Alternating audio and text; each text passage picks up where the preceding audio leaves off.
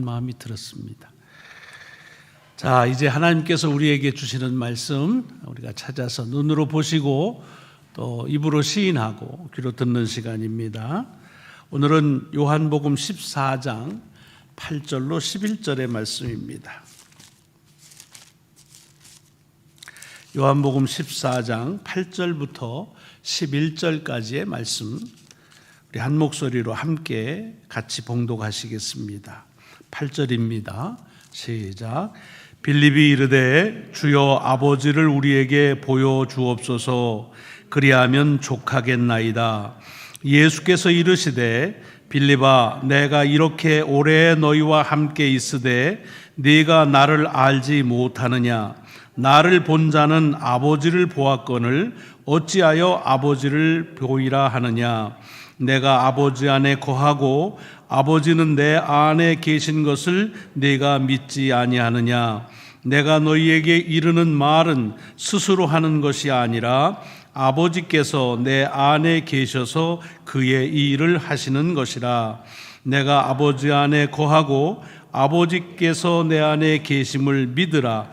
그렇지 못하겠거든 행하는 그 일로 말미암아 나를 믿으라. 아멘, 아멘. 오늘 봉독한 말씀이 한 주간 여러분의 삶을 앞장서 인도하시는 귀한 능력이 됨을 먼저 주의 이름으로 축복합니다. 하나님의 나라로 가실 때가 이른 줄을 아시는 주님께서 제자들과 함께 꽤 긴 대화의 시간을 갖는 말씀이 쭉 이어지고 있습니다.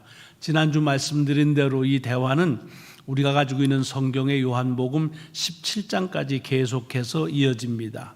그만큼 우리 복음, 요한이 전하려고 하는 복음의 핵심적인 내용이 담겨져 있다. 그렇게 말씀드려도 과언이 아닌 매우 중요한 말씀들을 저희들이 지금 같이 한 절 한 절 따라가고 있습니다. 아무래도 그 대화의 주제가 뭐가 되겠습니까? 하나님 나라. 이제 주께서 다시 가셨다가 다시 와서 제자들을 데리고 가시겠다고 하는 그 나라에 대한, 하나님에 대한 말씀이 주제가 됩니다. 그런데 이 제자들이 하나님의 나라에 대해서 알고는 싶지만 그게 어디에 있는 건지 어떻게 가는 건지 전혀 알 길이 없는 그런 답답함이 있는 것을 볼 수가 있습니다. 그럼에도 불구하고 주님께서는 제자들에게 너희는 내가 어디로 가는지 그리고 그 길이 어떤 길을 가야 되는지를 잘 안다라고 그렇게 말씀하십니다. 그러니까 답답해서 제자 중에 도마가 주님께 물었습니다. 우리가 주님이 어디로 가는지를 모르는데 도대체 그 길을 어떻게 알 수가 있겠습니까? 라고 하실 때에 주님께서 그에게 대답하신 말씀이 참 귀한 말씀이죠. 내가 곧 길이다 라고 하는 얘기입니다.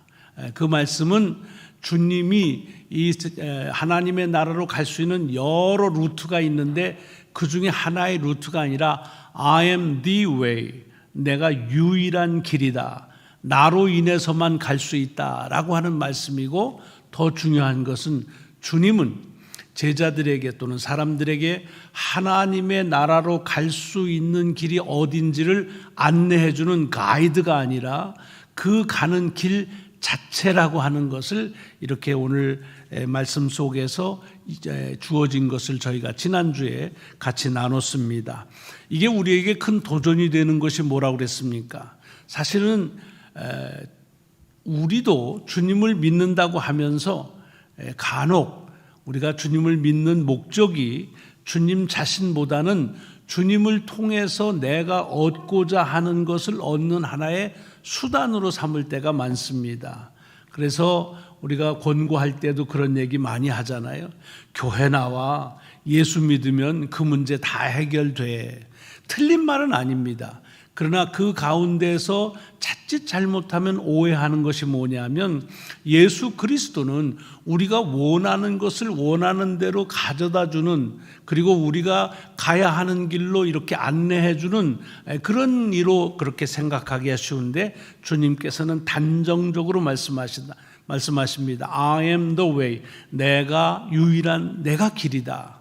내가 목적이다. 나를 목적으로 삼으면 그러면 된다 하는 얘기입니다. 사실 이게 똑같은 비근한 예는 아니지만 생각이 나는 게 뭐냐면, 여러분 미국에 처음 올 때 아이들한테 미국에 가려고 하면 인천공항에 나가서 터미널이 2개 있는데 B터미널로 가서 거기서 대한항공 뭘 찾아가지고 뭐 체크인하고 뭐 해라, 그렇게 가는 거다. 아무리 설명해도 모릅니다. 안 가본 사람은 몰라요. 근데 딱 한마디면 돼요.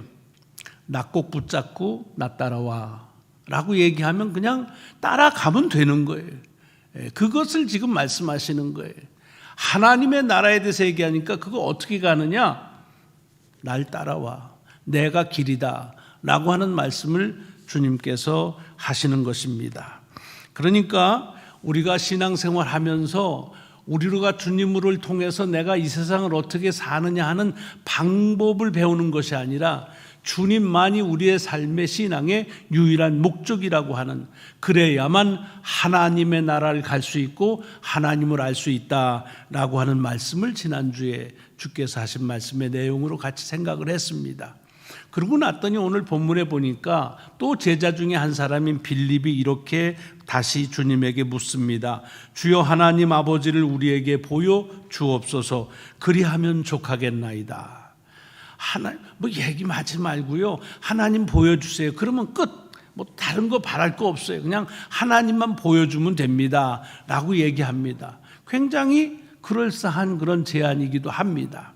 그런데 주님께서 그에게 대답하신 것이 오늘 전체 본문의 내용의 주가 됩니다. 뭐라고 그랬습니까? 빌립아, 내가 이렇게 오래 너희와 함께 있었는데 아직도 네가 나를 알지 못하느냐? 나를 본 자는 하나님 아버지를 본 것인데 어찌해서 아버지를 보여달라고 나한테 말하느냐? 내가 아버지 안에 있고 아버지께서 내 안에 있다는 사실을 네가 믿지 않느냐? 내가 하는 말은 내 스스로 한 말이 아니라 내 속에서 계신 하나님께서 행하시는 말씀, 행하시는 일이다. 그러니까 서로 네가 나를 못 믿는다고 하더라도 내가 행하는 일을 가지고 나를 믿으라 라고 하신 말씀이 오늘 본문 전체의 내용입니다. 늘 그렇지만은 본문에 몇 절이 되지만 그 말씀을 쭉 이렇게 읽고 또 읽고 하다가 보면 강하게 내게 부딪히는 말씀이 있습니다. 저는 이 말씀을 읽다가 지난 주간에 강하게 제게 다가오는 말씀이 아직도 믿지 않느냐라고 빌립에게 하신 말씀입니다. 왜 이게 강하게 제게 다가왔느냐 하면 사실 빌립이 누굽니까? 제자 아니겠습니까? 제자들이 누굽니까? 다른 사람은 몰라도 그 당시에 주님에 대해서는 다른 사람에 비해서, 아니면 비교도 안 되죠. 왜? 3년 동안 그냥 완전히 동고동락하고 모든 일을 같이 하고 주님이 무슨 말을 하시는지, 말하자면 어떻게 주무시는 것조차도 다 아는 사람이 제자입니다. 더군다나 그 주님을 믿는 마음 하나 가지고 주님을 따랐던 사람들이 제자입니다. 빌립도 마찬가지예요. 근데 어떻게 빌립 보고 네가 아직도 나를 믿지 못하느냐라고 말씀하시느냐 하는 겁니다. 빌립이 못 믿는다고 하면 사실 믿을 사람 없습니다. 그렇지 않겠어요? 뭐 우리야 뭐 잠깐씩 이렇게 보니까 그래서 못 믿는다고 익스큐즈 한다고 치자 하더라도 24시간을 3년 동안, 요새는 군대 생활도 18개월밖에 안 되는데 36개월을 그렇게 같이 먹고 자고 말씀하고 뭐 모든 기적 행하는 걸 다 봤는데 어떻게 몰라요? 근데 아직도 모르느냐라고 말씀하시는 겁니다. 왜 이런 말씀을 하셨을까요? 사실 빌립은 주님을 잘 알고 주님을 믿는다고 그는 생각했을 것입니다. 그랬기 때문에 또 주님을 따라왔겠지요.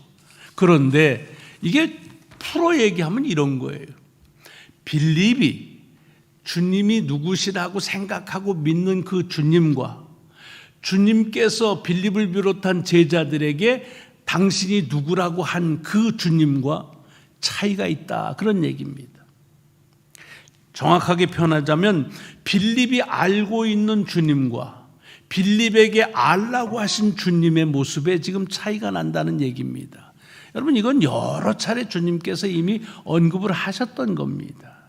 그러니까 빌립이 주님을 안다고 생각하고 주님을 믿는다고 생각하지만 그것은 여전히 자기 생각에 주님은 이런 분이시다, 주님은 이렇다라고 하는 그 자기의 생각, 주님에 대한 자기의 생각을 믿는 거지, 정작 주님께서 나는 누구다라고 말씀하신 그 주님을 믿는 것이 아니기 때문에 네가 아직도 나를 모르는구나, 아직도 나를 믿지 않는구나 라고 말씀을 하시는 것입니다. 여러분, 제자들이 알고 있고 제자들이 믿는 주님은 어떤 주님이었을까요? 복음서를 보면 뭐 다른 게 아닙니다. 귀신 내쫓고 병 고치고 또 사람들의 필요한 것들을 제공하는 기적을 베푸시고, 그래서 그 주님과 오랫동안 같이 있고 싶은 게 제자들의 소원이었잖아요. 그런데 지금 갑자기 주님이 떠나신다고 얘기하니까 당황하고 근심했다는 말씀 드렸습니다. 그러나 주님께서 오셔서 당신이 누군지를 제자들에게 가르쳐 주신 건 뭐냐? 물론 기적을 베푸신 것은 맞지만 왜 기적을 베푸셨습니까? 당신이 메시아라, 그리스도다, 하나님의 아들이요 하나님이라고 하는 사실을 믿게 하기 위해서 베푸신 겁니다. 그런데 이 제자들은 그런 예수께서 베푸시는 기적을 보고, 아, 저분은 우리가 필요한 것들이 무엇든지 채워주려고만 하시면 다 채워주는 분이다 라고 생각하고 알고 그 주님을 믿는 거고, 주님은 그렇게 기적을 베푼 목적이 사람들의 니드를 채워주기 위해서가 아니라 당신이 누구이신지를 확실하게 알게 하기 위해서 그렇게 행하신 것인데, 그래서 그거를 알지 못하고 믿지 못하는 것에 대한 안타까움을 얘기합니다. 사실은 복음서에 보면은 빌립만 모른 건 아닙니다. 제자들 다 몰랐고요, 제자들만 모른 건 아닙니다. 제자들도 모르니 다른 사람들은 어떻게 알겠어요? 많은 대부분의 주님을 만났던 사람들이, 주님을 믿고 주님을 안다고 하는 사람들의 대부분이 주님께서 알게 하시는 그 주님이 누구신지를 하고는 거리가 있게 그렇게 주님을 알고 주님을 믿었던 것을 봅니다. 여러분, 요한복음 6장 우리가 이미 했습니다마는 거기에 어떤 말씀이 있냐면 오병이어를 가지고 5천 명을 먹이는 기적을 행한 그 이야기가 기억이 나실 겁니다. 그 기적을 행하신 다음 날 사람들이 다시 주님을 찾아오지요. 그러니까 주님께서 뭐라고 그럽니까? 너희가 내게 온 것은 떡을 먹고 배부른 까닭이다 라고 그렇게 아주 싸늘하게 말씀하십니다. 그러니까 그 말에 지지 않고 사람 중에 누군가가 얘기하죠. 모세도 성경에 보니까 우리의 선조들을 먹였습니다. 하늘에서 만나가 내려서 그것 가지고 먹었지 않았습니까? 라고 얘기합니다. 그랬더니 주님께서 그의 말을 수정해 줍니다. 그것은 모세가 먹인 것이 아니라 하나님께서 하늘로부터 생명을 내리신 것이고, 그 하늘의 생명이 한 번 먹으면은 그 배고프지 않는 그 영원한 생명, 영원한 양식을 하나님은 베푸신다 라고 얘기합니다. 그랬더니 뭐라 그럽니까? 그 양식을, 그 음식을 내게도 줘서 먹게 하시옵소서. 그래서 나로 배고프지 않게 해 주옵소서 라고 얘기합니다. 그랬더니 주님께서 뭐라 그랬습니까? 내가 곧 그 양식이다 라고 얘기합니다. 그리고 나서 거기에 언급하시는 게 뭐냐 하면, 그러나 너희는 나를 보고도 믿지 않는다 라고 말씀하십니다. 그러니까 주님을 믿는다고 하지만 대부분은 주님께서 믿으라고 하신 주님을 믿는 것이 아니라 자기들이 믿고 싶은 주님을 믿었던 것을 우리는 볼 수가 있다는 얘기입니다. 여러분, 그래서 빌립에게 그리 말씀하시는 거예요. 네가 나하고 오랫동안 같이 있는데, 그런데 아직도 내가 누군지를 모르느냐, 아직도 나를 믿지 못하느냐 하는 얘기입니다. 사실 이것은 성경 안에서만의 이야기는 아닙니다. 여러분, 이번에 러시아가 우크라이나를 침공해서 참혹한 전쟁을 치르고 있지 않습니까? 그 전쟁의 오더를 누가 내렸습니까? 러시아 대통령인 푸틴이 내렸죠. 여러분, 푸틴이 얼마나 독실한 신자라고 자기 얘기하는지 아십니까? 어려운 가운데서도, 공산주의 가운데서도 유아 세례를 몰래 받았다라고 얘기합니다.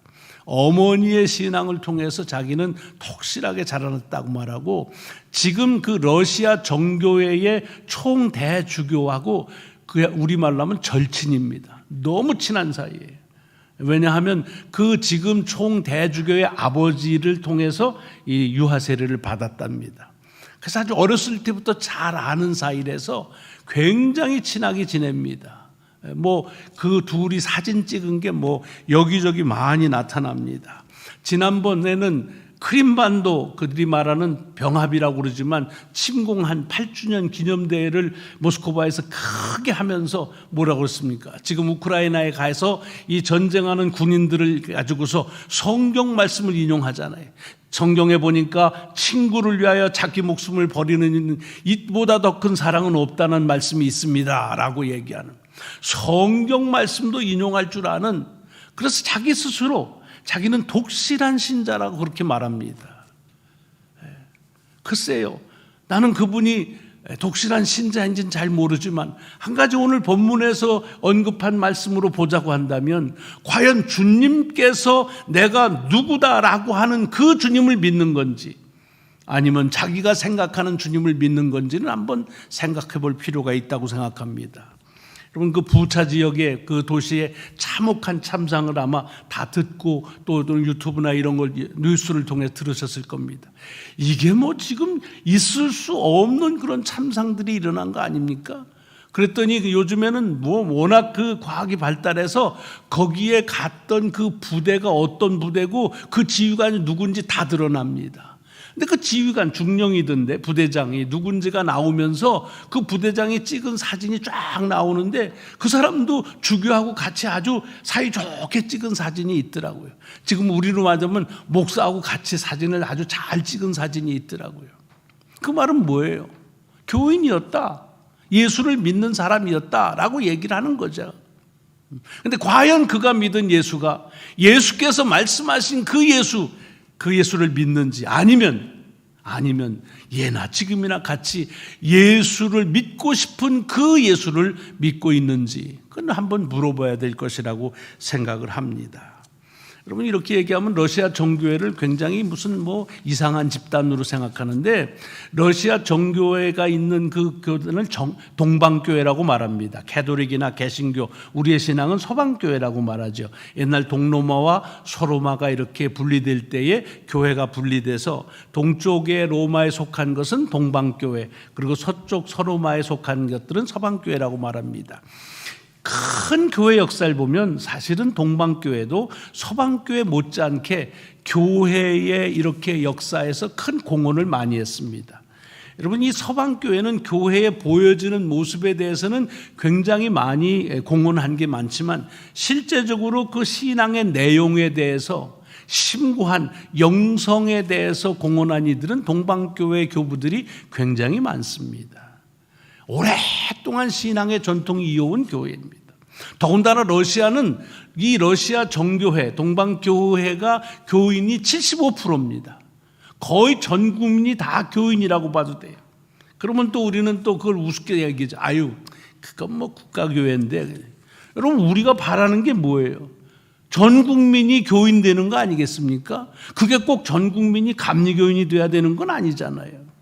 그런데 러시아는 이미 거의 전 국민이 75%가 교회의 교인입니다. 중요한 게 뭐냐? 교회 역사를 보면 교회의 위기는요, 교회 교인들이 적어서 위기를 당한 적은 없습니다. 예수께서 말씀하신 대로 믿지 않고 그 말씀에 순종하지 아니하며 예수가 이런 것이다, 교회는 이런 것이다고 생각하는 자기의 생각으로 믿었을 때 교회는 위기를 맞이했습니다. 요즘 팬데믹 때문에도 교회 교인들이 주는 것 때문에 교회를 걱정하는 분들이 많이 계십니다. 걱정하지 마세요.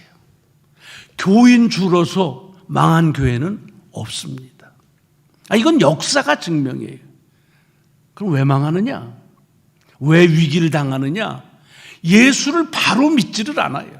예수께서 말씀하신 대로 살지 않기 때문에 교회가 위기를 당하지, 교회는 규모가 적어서 그래서 이 세상에서 없어질 위기를 당한 적은 한 번도 없습니다. 한 번도 없습니다. 우리 감리교회 신학 운동을 처음 시작하신 분이 존 웨슬리 목사님이시죠. 그가 회심하고 개인적으로 회심했을 뿐만 아니라 영국에서 영국 교회를 개혁하는 일을 합니다. 그리고 그 일을 가지고 미국에도 선교사들이 보내서 영국, 유럽, 미국에서 한 40년 당신이 사는 동안에 굉장히 많이 요즘으로 말하면 급성장을 합니다. 감리교회가 막 급성장을 해요. 그런데 그가 돌아가시기 한 4, 5년 전인 83세쯤에 이런 말씀을 하셨어요. 뭐라고 그랬냐면, 당신이 염려하시는 것이 있는데 그 염려를 뭐 때문에 염려하느냐? 나는 감리교인이라 불리는 사람들이 유럽이나 영국이나 아메리카에서 사라지는 것을 두려워하지 않는다. 오히려 나는 그들이 단지 능력 없는 종교의 형식만을 가진 일종의 죽은 종파로 존재하게 될까? 그것이 두렵다라고 말씀하셨습니다. 지금 우리의 모습이 어떤가? 우리에게 날카롭게 지적해 주는 말씀이 아닐 수가 없습니다. 지난번 대선 때 대선 후보 중에 한 사람이 뭐 교회에 가서는 교인인 척하고 또 뭐 전보로도 다니고 한다고 그래서 난리 났습니다. 또 더군다나 어떤 분 만났더니 그 사람을 가지고 목사들이 막 축복 기도하는 것 때문에 너무너무 속상하고 막 혐오가 느낀다 그럽니다. 여러분, 그게 새로운 게 아니에요. 그 양반이 뭐 특별해서 그런 거 아닙니다. 벌써 몇 해 됐는데 LA의 신문사 기자가 한번 가서 거기에 그 비즈니스 하는 무속인을 만나가지고 인터뷰를 한 기사가 나온 적이 있어요.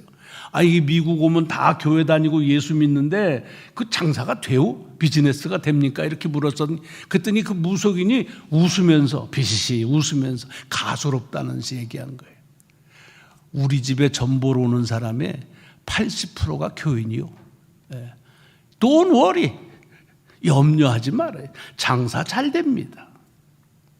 뭐 다른 사람들 가지고 얘기할 거 없어요.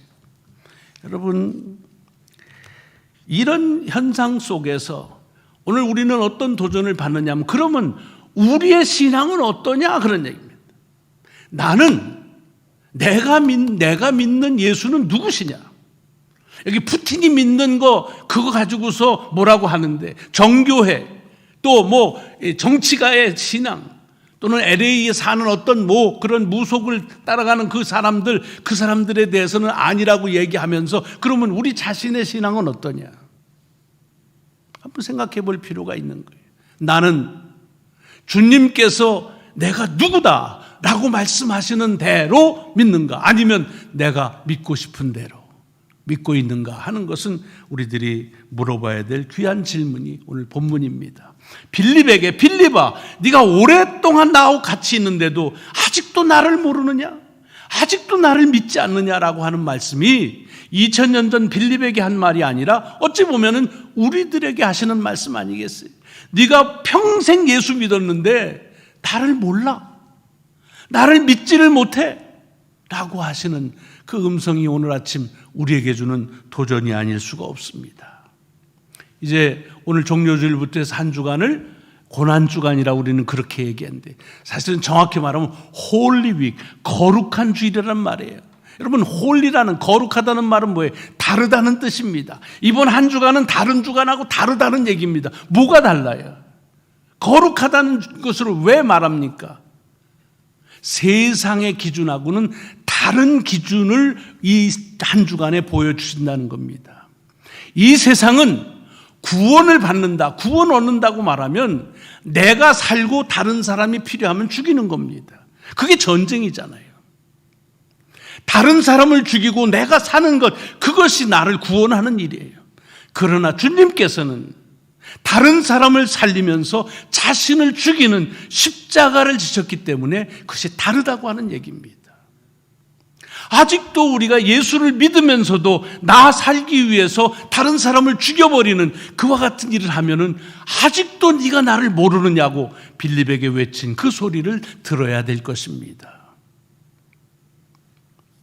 이번 주간 지나면서 여러분이나 저나 우리에게 물어보라고 하는 그런 도전입니다. 나는 주님을 누구로 알고 믿고 있는가? 내가 알고 싶은 그 주님을 믿는가? 아니면 주님이 내게 알게 하신 그 주님을 믿는가?